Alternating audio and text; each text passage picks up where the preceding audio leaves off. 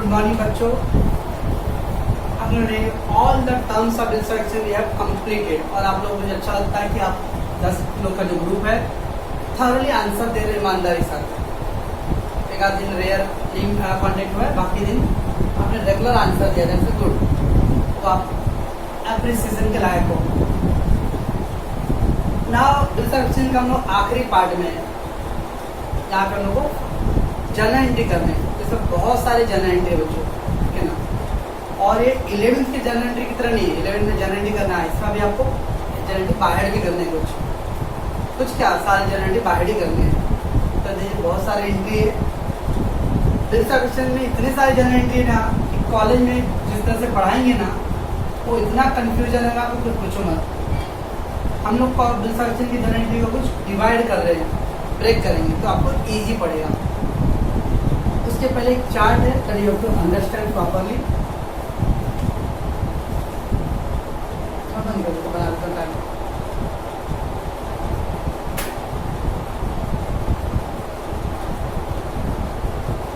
Okay बच्चों, इतना अपना आपका हम लोग जो किया उसका पूरा detail analysis.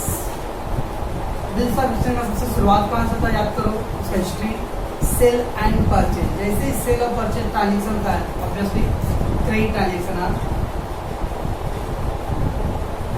Credit transaction in all. Once the purchase and sale होता है दोनों पार्टी के बीच में involve, thereafter drawer what will do, he will draw the bill and the drawer what will, he will accept the bill। बच्चों तो अपने अपना कहानी कैसे जाता है याद है, थोड़ा स्टोरी याद रहेगा अपने को तो जर्नल एंट्री करने में इजी रहेगा। तो पहले परचेज सेल, जो सेल करता है after that you draw the bill, it is called a drawer and you accept the bill, it is called a drawer. बच्चों ना after drawing the bill, bills of exchange दोनों party को कौन कौन से राइट्स देता रहेगा। राइट्स मतलब बच्चों अधिकार। Bills of exchange giving certain rights to the drawer, certain rights to the drawer. So let's take that drawer की क्या क्या राइट्स है। The rights of drawer after drawing the bill, bill draw करने के बाद ड्रॉवर क्या कर सकता है। तो पहला है रिटेन द बिल। क्या था बच्चों, मान लो अगर ड्रॉवर को पैसे का कोई अर्ली रिक्वायरमेंट नहीं है, कोई टेंशन नहीं है, किसी को देना भी नहीं है, तो क्या करेगा बिल अपने पास ही रखा रहेगा कभी तक till the time of due date. जिस दिन ड्यू डेट रहेगा वो ड्यू डेट पे वो ड्रॉवर के घर पे जाएगा और उसको बोलेगा पैसे दो, तो that is called retain the bill. ये काम पहला ड्रॉवर का कर सकता है, बिल अपने पास से रख सकता है। अगर ड्रॉवर को बहुत अर्जेंट पैसे का रिक्वायरमेंट है, क्या कर सकता है, बैंक में जाके बिल को डिस्काउंट करा सकता है। Discounted the bill, bill discounted, bank वाला कुछ चार्ज लेके बाकी पैसे उसको दे देगा। थर्ड काम है किसी थर्ड पार्टी को पैसे देना और वो बहुत फोर्स कर रहा है, जबरदस्ती कर रहा है, तो क्या कर सकते बिल को इंडोर्स कर सकते, bill endorse. And the fourth, bill अपने पास ही रखा था पहले से, डिस्काउंट की कोई जरूरत नहीं है इंडोर्स में, लेकिन एकदम जब ड्यू डेट आया तब अर्जेंटली उसको कहीं बाहर जाना है, तो अपना बिल क्या कर सकता है, बैंक को दे सकता है। क्या करने के लिए, कलेक्शन करने के लिए। तो bill send to bank for collection. That is a 4 activity या 4 राइट्स द ड्रॉवर है। रिटेन करने का उसको हक है, बिल डिस्काउंट करा सकता है इंडोर्स में और कलेक्शन को डाल सकता है। तो बच्चों these 4 rights given to whom, to the drawer। तो इससे क्या फायदा होगा, अभी चारों राइट्स किसके, ड्रॉवर के। जब चारों राइट्स ड्रॉवर के, ड्रॉवर के बुक में इसका एंट्री आने वाला है। ऐसे होता है drawing, drawing on the due date, due date जिस दिन आया उस दिन क्या हो सकता है, कोई लिखा गारंटी नहीं है कि ड्यू डेट को पैसा मिल ही जाता है। अगर टाइम पे वो डेट पे पेमेंट किया उसने sincerely, it is called honour of bill. अगर पेमेंट नहीं कर पाया तो क्या होता है, वर्ड इसको dishonour of bill, dishonour of bill. समझो क्या ड्रॉविंग को भी कुछ राइट्स है, yes, rights of drawing after accepting the bill. पहला तो है रिटायरमेंट ऑफ बिल का। तो रिटायरमेंट बिल मतलब क्या था बच्चों, अर्ली पेमेंट। डेट बोला था जुलाई का, उसने उसको हो गया जून में पैसे दे दिया, that is called retirement of bill. फिर क्या कर सकता है, वो अपने बिल को ऑनर कर सकता है, ड्यू डेट पे सिंसियरली पूरा पैसे दे सकता है, तो वो होता है ऑनर। अब dishonour of the bill. Desire मतलब बच्चों पैसे नहीं दे पाएगा, इसका है ही नहीं। जब पैसे नहीं दे पाएगा तो दो चीज़ हो सकता है।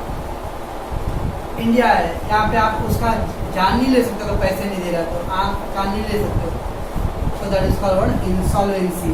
इंसॉल्वेंसी को एक वर्ड बोलते हैं bankruptcy, bankrupt.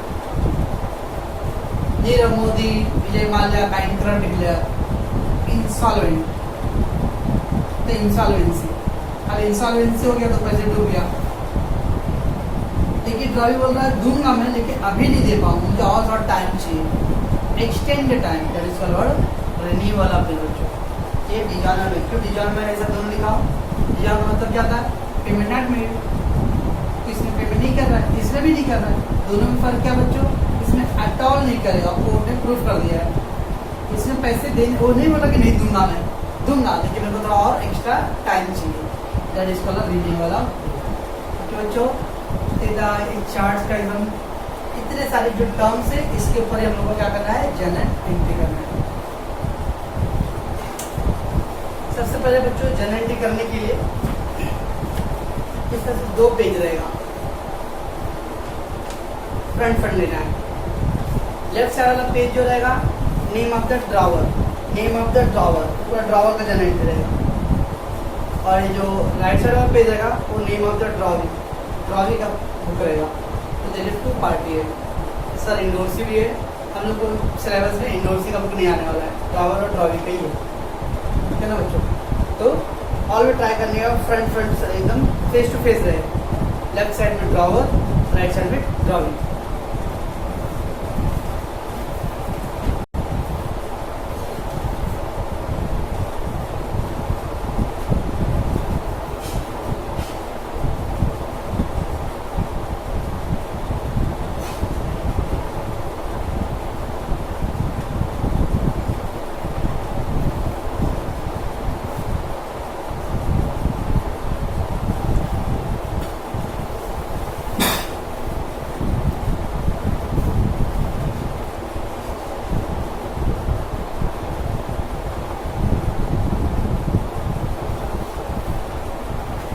So general entry is that books of drawer, books of drawing. बच्चों ये फर्स्ट मैं बोला था आपको टाइप में डिवाइड करना है। पहला ए टाइप, ए टाइप में पहला जो एंट्री है बच्चों उस सेल का एंट्री, क्रेडिट सेल। अब क्रेडिट सेल बच्चों आपने सामान बेचा है, ठीक है ना, लेकिन पैसे नहीं आया अगर यहाँ, तो आता है entry drawee account debit, drawee account debit to sales account. चाहते हो बच्चों याद है, फंडामेंटल याद रखने हैं। कभी भी जिसका बुक रहेगा उसके बुक में उसका बुक का नाम नहीं आता है। आई थिंक आपने 11 में पढ़ा रहेगा, सुना रहेगा, और जो अपने क्लास के बच्चों को मैंने बोला हूँ, अगर ड्रॉवर का बुक है तो कभी भी भूल से भी ड्रॉवर वर्ड इस बुक में नहीं आएगा, ऑलवेज ड्रॉवी वर्ड आएगा। और ड्रॉवी का बुक है तो उसमें कभी भी ड्रॉवी वर्ड नहीं आएगा, ऑलवेज बन जाएगा ड्रॉवर, अपोजिट आएगा। जिसका बुक हो, जिस पार्टी का बुक हो, उस पार्टी में उसका नाम अपीयर नहीं करते हैं। तो क्रेडिट का एंट्री क्या है? गुड्स जा रहा है, गुड्स इज गोइंग आउट, गुड याद है कुछ, तो गुड्स थोड़ा सा goods is going out, credit ward goes out, इसकी सेल्स क्रेडिट। किसको सामान दिया मैंने? ड्रॉवी को दिया, तो drawee is the receiver, debit the receiver, तो drawee account debit to sales being goods sold on credit। आपने गुड्स बेचा, उधारी करते हैं। तो बच्चों ये था पहला एंट्री क्रेडिट सेल का, drawee account debit to sale. अभी अपने क्वेश्चन में कैसा करना रहेगा? अब ड्रॉवी जो भी रहेगा, मान लो Ajay draw the bill, Ajay draw the bill to Vijay, Ajay ने बिल ड्रॉ किया विजय को, तो अजय क्या है? ड्रॉवर। किस पे ड्रॉ किया? विजय, विजय ड्रॉवी है, तो हम लोग क्या करेंगे? Vijay account debit to sales.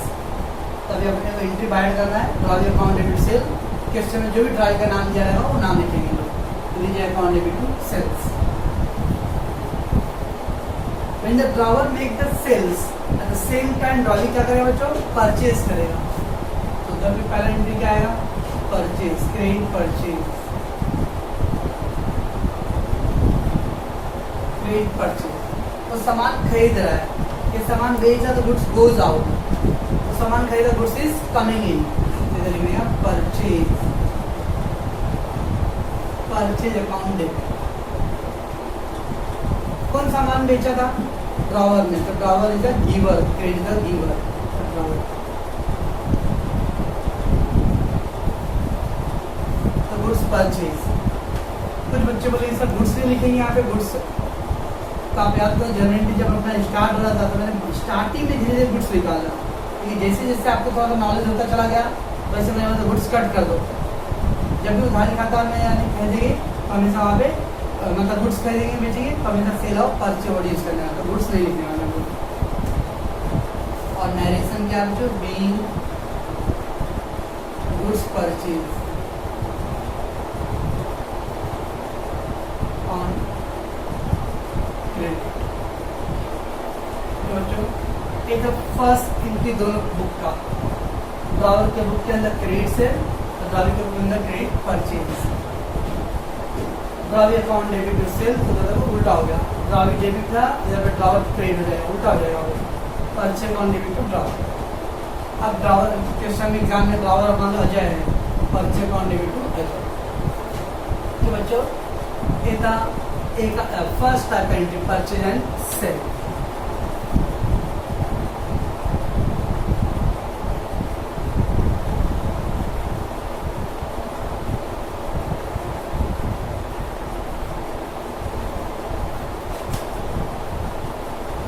Next है बच्चों, मान लो अगर उसने 10,000 का सामान बेचा, तो बच्चों 10,000 का सामान बेचा, भाई बोलता है भाई 10,000 है, इसमें से ऐसा करो आप 2,000 रुपया अभी ले लो, बाकी 8,000 का बिल बना दो। तो 2,000 पार्ट पेमेंट हो रहा है, पार्ट पेमेंट रिसीव, कुछ पैसे मिल रहा है। ऐसा कोई जरूरी नहीं हमेशा पार्ट पेमेंट रहेगा, तो नहीं रहेगा। तो पार्ट पेमेंट रिसीव में कुछ पैसे रिसीव होना, receive date what comes in, क्या रहा बच्चों? कैश। अब हम लोग 11 में क्या लिखते थे? कैश लिखते थे, अगर चेक बढ़ा है तो बैंक लिखते थे। अब 12th में हम लोग क्या करेंगे, हम लोग को ध्यान नहीं रहेगा कि चेक से दे रहा है कि कैश से दे रहा है, तो we will use the word cash slash bank, दोनों वर्ड यूज करने वाला। क्वेश्चन में दिया रहेगा चेक से पेमेंट किया, we will write the bank, on cash payment है तो वी विल राइट कैश, और कुछ हमें पेमेंट किया है we will write the cash slash bank. Account debit, पैसे आ रहे हैं, ये पैसे कौन दिया बच्चों? ड्रॉवी ने दिया रहेगा, drawee part payment receive, cash का account debit to drawee account. B part payment receive,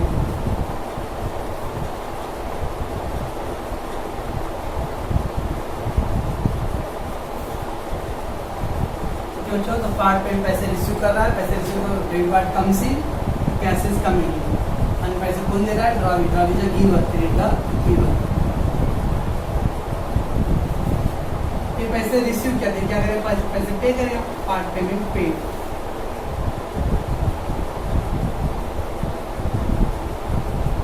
part payment paid, और इसके वर्ड होते पार्ट पेमेंट मेड।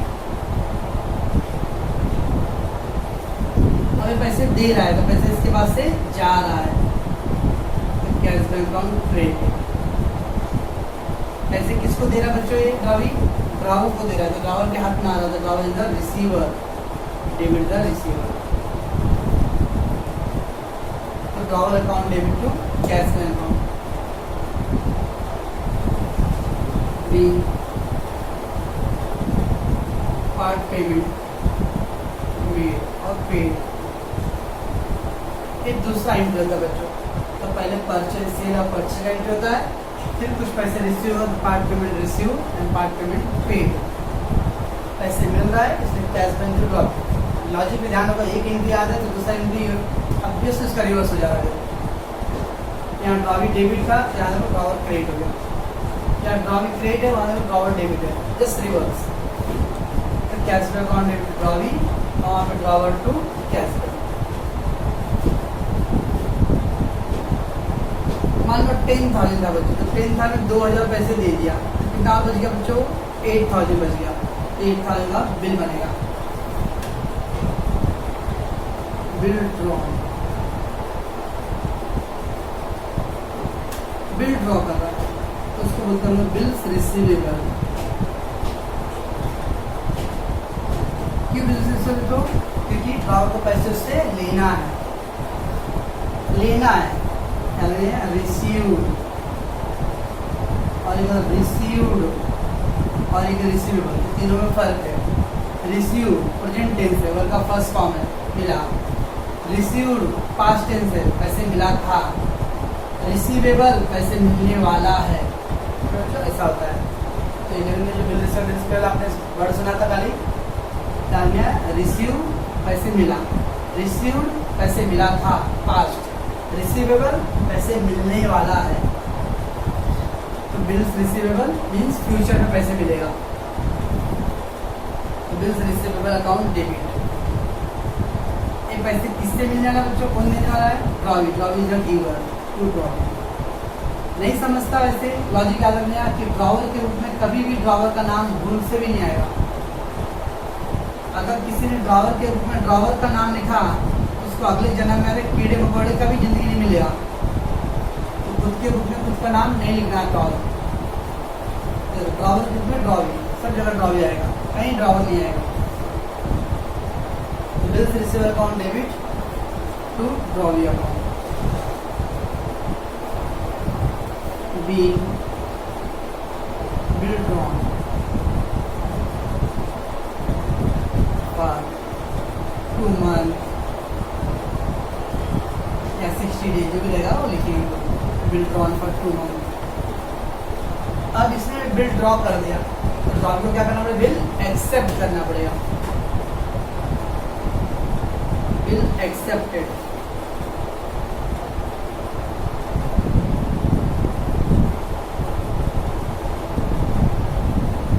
अब बिल एक्सेप्ट कर रहा बच्चों, इसका मतलब क्या है? ड्रॉवी एक्सेप्ट कर रहा है कि हाँ मैं पैसे आपको दूंगा, तो उसके लिए पैसे देना है, तो that is called bills payable.